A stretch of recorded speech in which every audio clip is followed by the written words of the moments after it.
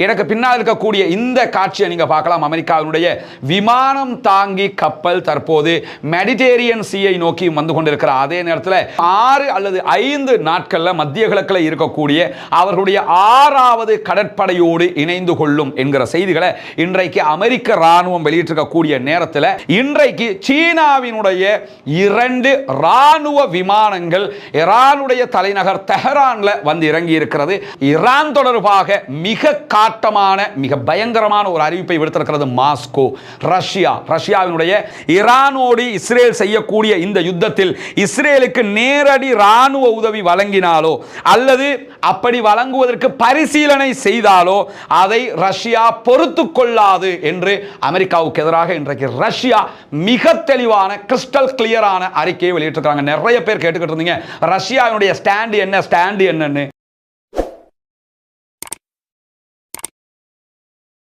அஸ்ஸலாமு அலைக்கும் வரஹ்மத்துல்லாஹி வபரகாத்துஹு. பேரன்பிற்கினிய சகோதர சகோதரிகளே, நம் அனைவர் மீதும் ஏக இறைவனுடைய அமைதியும் கருணையும் உண்டாகட்டுமாக என்கிற உயரிய பிரார்த்தனைகளோடு பாலஸ்தீனத்தினுடைய காசா பகுதிகள் மீது இஸ்ரேலிய ஆக்கிரமிப்பு ராணுவம் வான்வழி தரைவழி தாக்குதல்களை ஆரம்பித்து இன்றோடு 621வது நாளாக இருக்கிறது. இன்றைய நாளிலும் காசாவிலும் காசாவை சுற்றிய மத்திய கிழக்கிலும் தற்போது என்ன நிலவரம் என்கிற செய்திகளோடு தற்போது நடைபெற்று வரக்கூடிய இஸ்ரேல் ஈரான் சண்டையில் இன்றைக்கு இந்த மணி நேரத்தில் என்னவெல்லாம் நடக்கிறது என்கிற செய்திகளையும் தான் சேர்த்து நம்ம பார்க்க இருக்கிறோம். குறிப்பாக தற்போது நடைபெற்று வரக்கூடிய இந்த சண்டைகளுக்கு மத்தியில் எப்பொழுதும் நம்ம ஒன்று புரிஞ்சுக்கிறோம், ஈரானுக்கும் இஸ்ரேலுக்கும் இடையிலான இந்த மோதல் தவிர்க்கப்பட வேண்டும்.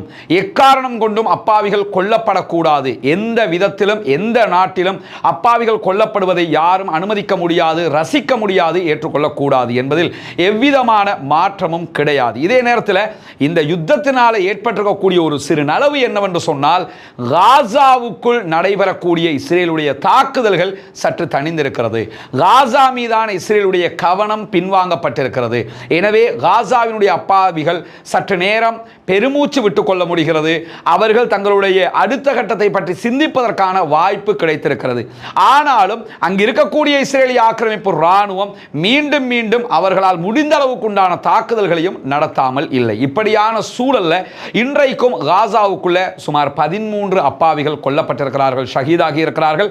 அதே நேரத்தில் 40க்கு மேற்பட்டவர்கள் படுகாயம் அடைந்திருக்கிறார்கள் என்கிற செய்திகளும் வெளியாகி கொண்டிருக்கிறது. இந்த நிலையில இன்றைக்கு காசாவுக்குள்ள இருக்கக்கூடிய பாலஸ்தீன விடுதலை ராணுவம் இஸ்ரேலிய ஆக்கிரமிப்பு ராணுவத்தின் மீது தாக்குதல்களை நடத்தி இருக்கிறார்கள். ஸ்னைப்பர் அட்டாக் நடத்தப்பட்டதில் கான் யூனிஸினுடைய அல் கபீரா பகுதிகளில் ஒருவர் கொல்லப்பட்டிருக்கிறார், இஸ்ரேலிய ராணுவத்தை சார்ந்தவர் என்கிற செய்திகள் வெளியாகி இருக்கிற அதே நேரத்தில் இன்றைக்கு இஸ்ரேலுடைய கவச வாகனங்கள் மீது பாலஸ்தீன விடுதலை ராணுவம் யாசின் 105 என்கிற அவர்களுடைய மிக உச்சமான ராக்கெட் தாக்குதல்களை நடத்தி இருக்கிறார்கள். அதே நேரத்தில் அவர்களுடைய ஆட்களை ஏற்றி வருகிற கேரியர் மீதும் அவர்கள் இன்றைக்கு தாக்குதல்களை நடத்தி இருக்கிறார்கள். இந்த 2 தாக்குதல்களிலும் குறைந்தது இஸ்ரேலிய ஆக்கிரமிப்பு ராணுவத்தை சேர்ந்த 4க்கு மேற்பட்டவர்கள் கொல்லப்பட்டிருப்பதாகவும் இதே நேரத்தில் பல பேர் படுகாயம் அடைந்திருப்பதாகவும் தாங்கள் நம்புவதாக பாலஸ்தீன விடுதலை அமைப்பு சொல்லியிருக்கிற அதே நேரம் இன்றைக்கு இதிலே காயப்பட்ட அதே நேரத்தில் செத்து மடிந்த அத்தனை பேரையும் இஸ்ரேலிய ஆக்கிரமிப்பு ராணுவம் தன்னுடைய ஹெலிகாப்டர் மூலமாக உடனடியாக வெளியேற்றிய செய்திகளையும் பாலஸ்தீன விடுதலை ராணுவம் புகைப்படத்தோடு வீடியோக்களோடு வெளியிட்டிருக்கக்கூடிய காட்சிகளும் வெளியாகி வருகிறது. அதே நேரம் இன்றைக்கும் அந்த மக்களுக்கு உண்பதற்கு உணவில்லை, குடிப்பதற்கு தண்ணீர் இல்லை, எடுப்பதற்கு மருந்துகள் இல்லை. அப்பாவிகள் அவதிப்படுகிறார்கள். நம்மால் ஒன்றும் செய்ய முடியாது. ஜனநாயக ரீதியாக போராட்டங்களை நடத்த முடியும். அல்லாஹ்விடத்திலே கையேந்தி அல்லாஹ்விடத்திலே எப்பொழுதும் துஆ கேட்க முடியும். மறவாமல் பாலஸ்தீன அப்பாவிகளுக்காக பிரார்த்தனை செய்யுங்கள். பாலஸ்தீன அப்பாவிகளுக்காக துஆ கேட்டுக்கிட்டே இருங்க. நம்முடைய பிரார்த்தனைகள் ஏதோ ஒரு வகையில் அல்லாஹ்விடத்திலே அங்கீகரிக்கப்படுவதை நம்ம உணர முடிகிற காலகட்டமாக இருக்கிறது. எனவே காசாவில் அப்பாவிகள் பட்ட துயரங்கள் தற்போது இஸ்ரேலியர்கள் அனுபவித்து வருவதை பார்க்க முடிகிறது. காசாவினுடைய அப்பாவிகள் தங்குவதற்கு இடமில்லாமல் ஓடியதை போன்று இஸ்ரேலியர்கள் தற்போது மெட்ரோ நிலையங்களிலும் அரசாங்கத்தினுடைய இடங்களிலும் பங்கர்களிலும் ஒளித்துக் கொண்டிருக்கக்கூடிய காட்சிகள் தினம்தோறும் வெளியாகி கொண்டிருக்கிறது. எனவே அப்பாவிகளுக்கு நடந்தது தங்களுக்கும் நடக்கிற போது இனிமேல் நாமும் அவர்களுக்கு எவ்விதமான அநியாயங்களையும் செய்யக்கூடாது என்கிற நிலையை இஸ்ரேல் எடுக்க வேண்டும் என்பதுதான் அனைவருடைய எதிர்பார்ப்பாகவும் இருக்கிறது. அதை மீறி மீண்டும் மீண்டும் நாங்கள் பேட்டை ரவுடிகளைப் போல அல்லது ஒரு பாதாள உலக கோஷ்டியைப் போல அமெரிக்காவின் அடிவருடி எதிரிகளாக இருந்து அப்பாவிகள் மீது தாக்குதல் நடத்துவோம், இதனூடாக ஆயுத விற்பனையை அமெரிக்கா செய்யட்டும் என்று இஸ்ரேல் செயல்பட்டு வருமாக இருந்தால் கண்டிப்பாக இந்த யுத்தத்தில் இஸ்ரேல் ஒரு படிப்பினையை பெற்றுக்கொள்ளும் என்று நாம் நம்ப முடியும். ஏன்னா ஈரானுடைய தாக்குதல்ங்கிறது சாதாரணமாக நிக்கல. குறிப்பாக இன்றைக்கு வெளியாகி இருக்கக்கூடிய தகவல்களை பொறுத்தவரையில் ஈரான் இஸ்ரேல் யுத்தத்துக்கு மத்தியில் அமெரிக்கா உள்ளே நுழையுமா நுழையாதா என்கிற கேள்வி உச்சமாக எழுப்பப்பட்டு வருகிறது. அது தொடர்பான நிறைய செய்திகள் இன்றைக்கு வெளிவந்திருக்கக்கூடிய நேரத்தில் எனக்கு பின்னால் இருக்கக்கூடிய இந்த காட்சியை நீங்க பார்க்கலாம். அமெரிக்காவினுடைய விமானம் தாங்கி கப்பல் தற்போது மெடிட்டேரியன் சீயை நோக்கி வந்து கொண்டிருக்கிற அதே நேரத்தில் 6 அல்லது 5 நாட்கள்ல மத்திய கிழக்கில் இருக்கக்கூடிய அவர்களுடைய 6வது கடற்படையோடு இணைந்து கொள்ளும் என்கிற செய்திகளை இன்றைக்கு அமெரிக்க ராணுவம் வெளியிட்டிருக்கக்கூடிய நேரத்தில் 2 விமானங்கள் சற்று நேரத்துக்கு முன்பதாக மஸ்கட் ஓமான் தலைநகரத்திலே போய் இறங்கி இருக்கிறது. இந்த இரண்டுமே ஈரானுடைய அரசாங்கத்திற்கு சொந்தமான விமானங்கள். எனவே இந்த விமானங்கள் ஏன் போனது என்கிற ஒரு கேள்வி எழுகிற அதே நேரம் இந்த விமானத்தில் சென்றவர்கள் யார் என்கிற கேள்வியும் எழுந்து கொண்டிருக்கிறது. ஆனால் ஈரானுடைய வெளிவிவகார அமைச்சர் அப்பாஸ் அரக்சி அவங்க சொல்லும்போது ஓமானுக்கு ஈரான் சார்பாக அமெரிக்காவோடு பேச்சுவார்த்தை நடத்துவதற்கான குழு சென்றதாக சொல்லப்படுகிற செய்திகள் தவறானவை, பொய்யானவை. அப்படி எங்களுடைய எந்த பேச்சுவார்த்தை குழுவும் ஓமானுக்கு செல்லவில்லை என்று கிறிஸ்டல் கிளியராக மறுத்திருக்கிறார். அப்படியானால் யார் சென்றார், எதற்காக சென்றார் என்கிற ஒரு கேள்வி எழுகிற போது அந்த கேள்விக்கான பதிலை ஈரானிய ஊடகங்கள் என்ன சொல்றாங்கன்னா, இன்றைய நாளில் ஈரானுடைய ஒரு விமான நிலையத்தை இலக்கு வைத்து இஸ்ரேல் தாக்குதல் நடத்தி இருக்கிறது.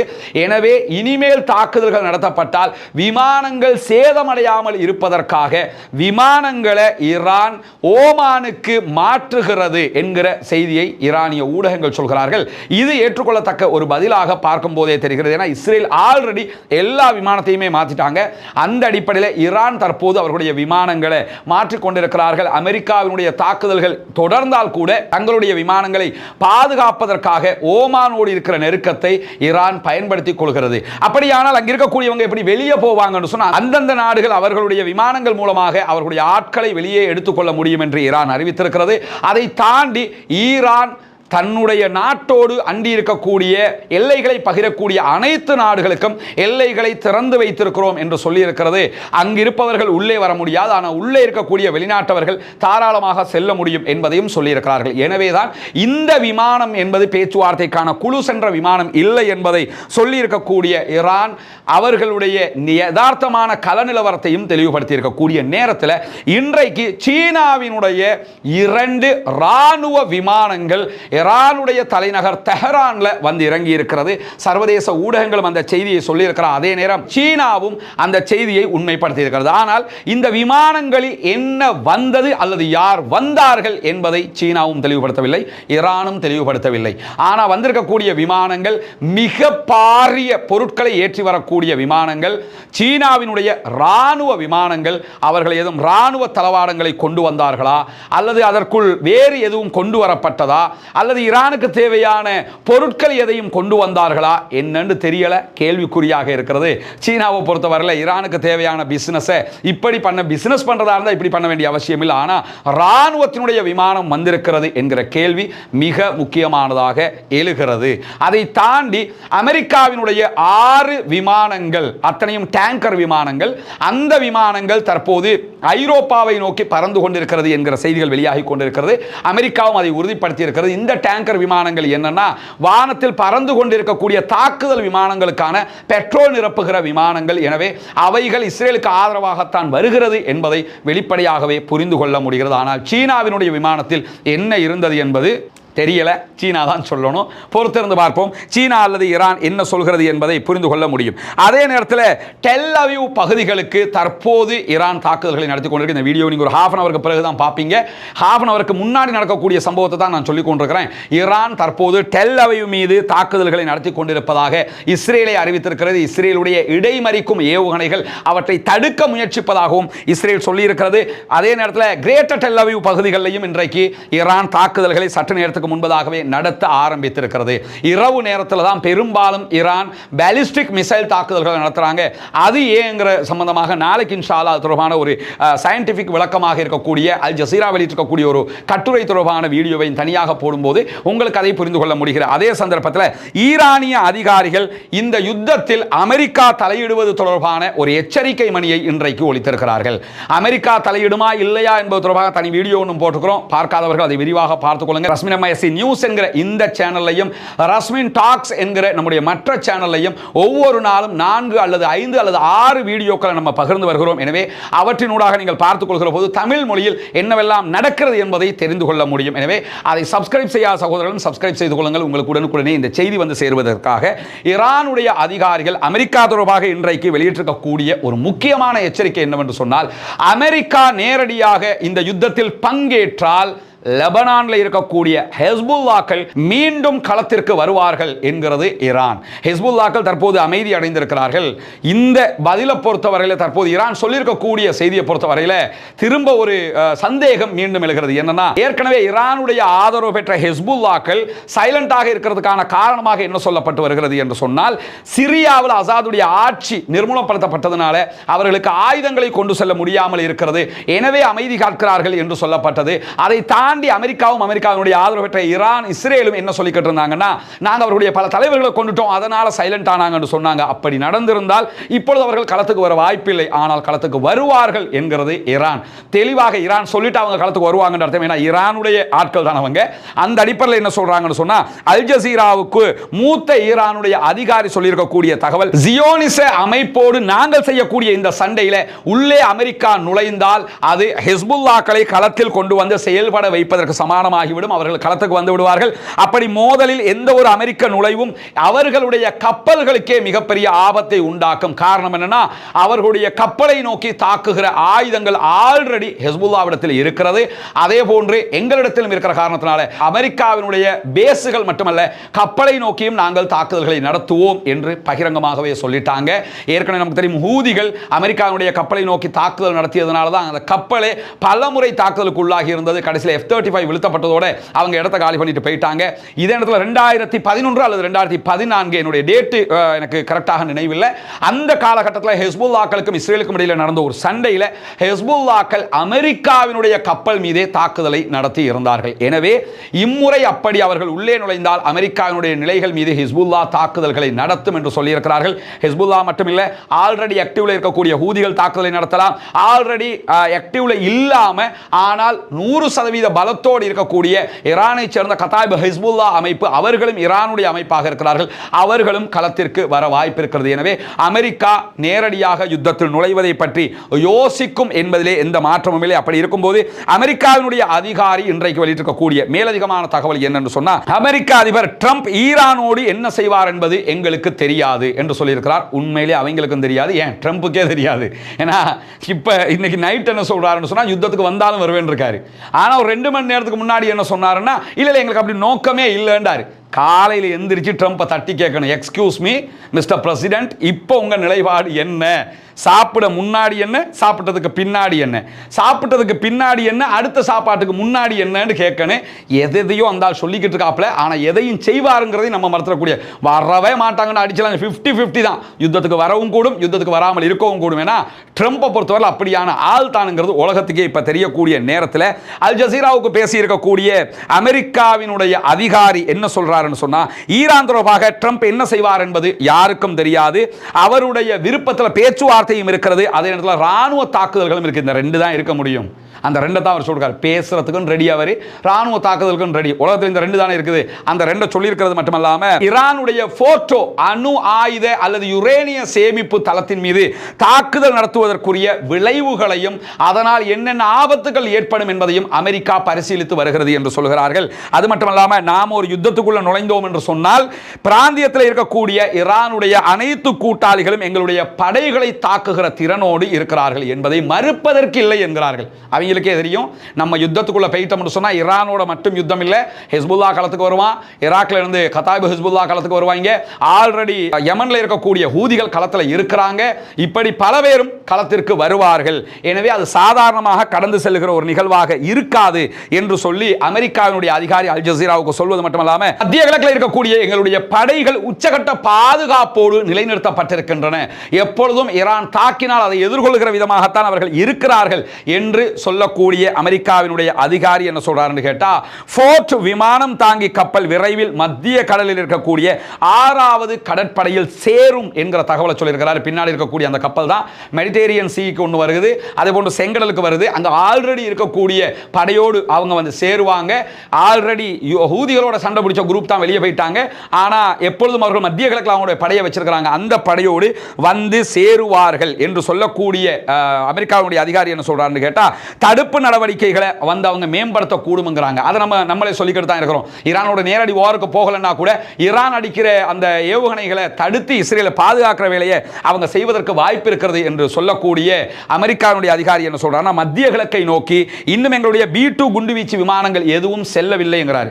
குண்டு வீசக்கூடிய விமானங்கள் எதையுமே நாங்கள் நகர்த்தல, எனவே யுத்தம்ங்கிறது கொஞ்சம் தாமதமாகலாம் என்று சொல்லக்கூடிய அமெரிக்காவுடைய அதிகாரி என்ன சொல்றாருன்னு கேட்டா, இஸ்ரேல் பெரும்பாலான ஈரானிய ஏவுகணைகளை இடைமறித்துக் கொண்டிருக்கிறது, ஆனால் அதையும் தாண்டி உச்சகட்ட பாதுகாப்பு நிலைகளுக்கும் ஈரான் தாக்குதலை நடத்துகிறது, அது ஹிட் ஆகிறது, இஸ்ரேல் பாதிக்கப்படுகிறது என்பதை அவர் ஒத்துக்கொண்டிருக்கக்கூடிய நேரத்தில் சற்று நேரத்துக்கு முன்பதாக கிழக்கு தஹரான் பகுதிகளை இஸ்ரேல் தாக்குகிறது என்கிற செய்திகள் வெளியாகி கொண்டிருக்கிறது.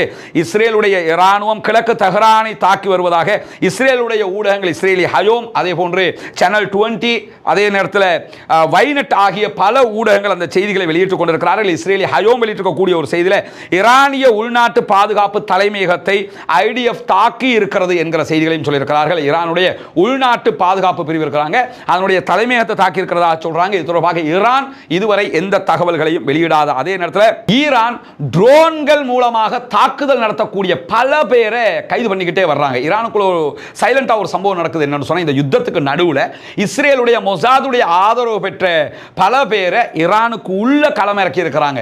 ஏன்னா ஈரான் பல நாடுகளோட பார்டரை பகிர்கிற ஒரு நாடு, பாகிஸ்தானோட மட்டும் 6 பார்டர்கள் அவங்க பகிர்றாங்க. எனவே அந்த நாடுகள் வழியாக உள்ள நிறைய பேர் அனுப்பப்பட்டிருக்கிறாங்க, ட்ரக்ல அதுல இதுல என்று சொல்லி நிறைய கொண்டு வந்து ட்ரோன்களை செட் பண்ணி அந்த ட்ரோன்கள் மூலமாக உள்ளுக்குள்ள தாக்குதல் நடத்துறாங்க. ஏன்னா வெளியில இருந்து அட்டாக் பண்ணும்போது அதை சிம்ம சொப்பனமாக இஸ்ரேலுடைய ஆயுதங்களை ஈரான் தடுக்கிறது. வெளியில இருந்து ஈரானுக்குள்ள வரும்போது அவங்க வச்சிருக்கிற அயன் டோம் அதை தடுத்துறாங்க. அதனால உள்ளுக்குள்ள இருக்கிறவங்க என்ன பண்றாங்கன்னு கேட்டா, இந்த தாக்குதல்களுக்கு ட்ரோன்களை பயன்படுத்தி கொண்டிருக்கிறாங்க. அல்போஸ் மாகாணத்தில் இன்றைக்கு ஒரு லாரியை பிடிச்சாங்க. அந்த லாரிக்குள்ள இருந்து நிறைய ட்ரோன்கள், அதே நேரத்தில் தாக்குதலுக்கு தேவையான பல ஆயுதங்களை இன்றைக்கு அவங்க கைப்பற்றியதோட அது சம்பந்தப்பட்ட ஆட்களையும் இன்றைக்கு அரெஸ்ட் பண்ணது மட்டுமல்லாம, பஹரேஸ்தான்ல ஈரானுடைய பஹரேஸ்தான் பகுதிகளில் 2 மொசாதுடைய முகவர்கள் கைது செய்யப்பட்டிருக்கிறார்கள் என்று ஃபார்ஸ் நியூஸ் ஏஜென்சி செய்தி வெளியிட்டிருக்கிறது மட்டுமல்லாம, தெஹரானுடைய தென்மேற்கில் இருக்கக்கூடிய பஹராஸ்தான் பகுதிகளில் இன்றைக்கு கைப்பற்றியதில் பெரிய அளவிலான வெடிபொருட்கள், அதே மாதிரி சிறிய ட்ரோன்கள், ஆயுதங்கள், ரிமோட் கண்ட்ரோல் இயங்கக்கூடிய உபகரணங்கள் என்று பலவற்றையும் அவர்கள் இன்றைக்கு கைப்பற்றி இருக்கிறார்கள் என்கிற செய்திகளை நம்ம பார்க்க முடிகிறது. அந்த அது சம்பந்தப்பட்ட வீடியோக்கள் துரத்தி சென்று அங்கங்க விரட்டி பிடிக்கிறாங்க. அந்த வீடியோக்கள் காட்சிகள் எல்லாம் இன்றைக்கு நம்முடைய டெலிகிராம் சேனலில் நம்ம வெளியிட்டிருக்கிறோம். ஏன்னா ஈரானை பொறுத்தவரையில் மொசாதுடைய ஆட்களை எல்லா உள்நாட்டுக்குள்ள வலவி இந்த யுத்தத்துக்கு மத்தியில் வலவீசி தூக்குறாங்க. ஒவ்வொரு நாளும் 10 பேர் 12 பேர் 20 பேர்னு கைது பண்ணிக்கிட்டே இருக்கிறாங்க. அதுவும் இஸ்ரேலுக்கு மிகப்பெரிய ஒரு பின்னடைவாக மாறி இருக்கக்கூடிய நேரத்தில் தான் இன்றைக்கு ஈரான் தொடர்பாக மிக காட்டமான மிக பயங்கரமான ஒரு அறிவிப்பை விடுத்திருக்கிறது மாஸ்கோ. ரஷ்யாவினுடைய வெளிவிவகார பிரதி அமைச்சர் வெளியிட்டிருக்கக்கூடிய அறிக்கை இன்றைக்கு வெளியாகி இருக்கிறது. நாங்கள் பேரழிவில் இருந்து மில்லிமீட்டர் தூரத்தில் தான் நிற்கிறோம். மிகப்பெரிய அழிவை நோக்கி இஸ்ரேல் உலகத்தை நகர்த்தி கொண்டிருக்கிறது, அமெரிக்கா நகர்த்தி கொண்டிருக்கிறது. மில்லிமீட்டர் தூரத்தில் தான் நம்ம எல்லாரும் நிற்கிறோம். ஒவ்வொரு நாளும் ஈரானுடைய அணு ஆயுத உட்கட்டமைப்பை நோக்கி அமெரிக்காவினுடைய ஆதரவு பெற்ற இஸ்ரேல் தாக்குதல் நடத்துகிறது. அப்படி தாக்குதல் நடத்தி உண்மையிலேயே அந்த அணுக்கட்டமைப்பு சிதைக்கப்பட்டால் அது உலகத்துக்கே பாரிய ஆபத்தாக இருக்கும் என்பதையும் நீங்கள் புரிந்து கொள்ள வேண்டும் என்று எச்சரிக்கை கூடிய ரஷ்யா. ஆனால் அது ரொம்ப கஷ்டம், அதை செய்யறதும் உங்களுக்கு கஷ்டம். ஆனால் கஷ்டப்பட்டு அமெரிக்காவும் சேர்ந்து செஞ்சீங்கன்னு சொன்னா அது உலகத்துக்கே மிகப்பெரிய ஒரு பாரிய அழிவை உண்டாக்கும் என்று சொல்லக்கூடியவங்க ஈரானோடு இஸ்ரேல் செய்யக்கூடிய இந்த யுத்தத்தில் இஸ்ரேலுக்கு நேரடியாக நேரடி இராணுவ உதவி வழங்கினாலோ அல்லது அப்படி வழங்குவதற்கு பரிசீலனை செய்தாலோ அதை ரஷ்யா பொறுத்து கொள்ளாது என்று அமெரிக்காவுக்கு எதிராக இன்றைக்கு ரஷ்யா மிக தெளிவான கிறிஸ்டல் கிளியரான அறிக்கையை வெளியிட்டிருக்காங்க. நிறைய பேர் கேட்டுக்கிட்டு இருந்தீங்க ரஷ்யாவுடைய ஸ்டாண்ட் என்னன்னு. தெளிவா ரஷ்யா என்ன சொல்றாங்க, நாங்க இஸ்ரேலோடையும் பேசுறோம் பேசாம இல்ல, ஈரானோடையும் பேசுறோம் பேசாம இல்ல, ஆனா ஈரான் மீது அமெரிக்கா இஸ்ரேல் சண்டை போடுதா, இஸ்ரேலும் ஈரானும் சண்டை போட்டுக்கிறட்டும், ஆனா இஸ்ரேல் சண்டை போடும்போது அமெரிக்கா இஸ்ரேலுக்காக வந்தீங்கன்னா நாங்க ஈரானுக்காக வருவோம் என்பதை வரிந்து கட்டிக்கொண்டு இன்றைக்கு மிக தெளிவாக மாஸ்கோ சொல்லி இருக்குது. ஏன்னா ஈரானுடைய வீழ்ச்சி என்பது மாஸ்கோவினுடைய ரஷ்யாவினுடைய வீழ்ச்சியாக கருதப்படும். ஏன்னா ரஷ்யாவினுடைய அந்த செயினுக்குள்ள இருக்கிற மிக முக்கியமான நாடாக ஈரான் இருக்கும்போது ஈரானை வீழ்த்துவதற்கு ரஷ்யா விரும்பாது என்பதை மிக தெளிவான அறிக்கைகள் இன்றைக்கு சொல்லியிருப்பது மட்டுமல்லாம ரஷ்யாவினுடைய வெளியுறவு துணை அமைச்சர் சர்ஜி ரியாப்கோ தான் இந்த அறிக்கையை வெளியிட்டிருக்கிறார் என்பதை நம்ம பார்க்க முடிகிறது. எனவே ரஷ்யா தன்னுடைய ஸ்டாண்டை வெளிப்படையாக சொல்லியிருக்கிறாங்க. அப்படின்னா சீனாவுடைய ஸ்டாண்ட் என்னன்னு கேட்டீங்கன்னா அதைத்தான் அவன் செயல்பாட்டே காட்டிட்டானே.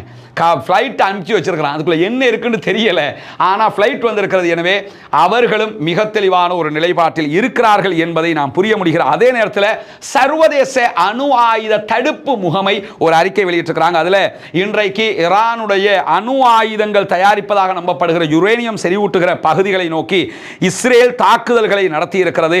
இந்த தாக்குதல்கள் தொடர்ந்து நடத்துவது ஒரு ஆரோக்கியமான செயல்பாடாக இருக்காது என்று சொல்லி இருக்கக்கூடிய சர்வதேச அணு ஆயுத தடுப்பு முகமை இஸ்ரேல் ஈரான் மீது தாக்குதல் நடத்துவதற்காக அங்கு அணு ஆயுதம் தயாரிக்கப்படுவதாக சொல்லுகிற விவகாரம் பொய்யான விவகாரம், அப்படி ஒன்றும் அங்கு நடக்கவில்லை.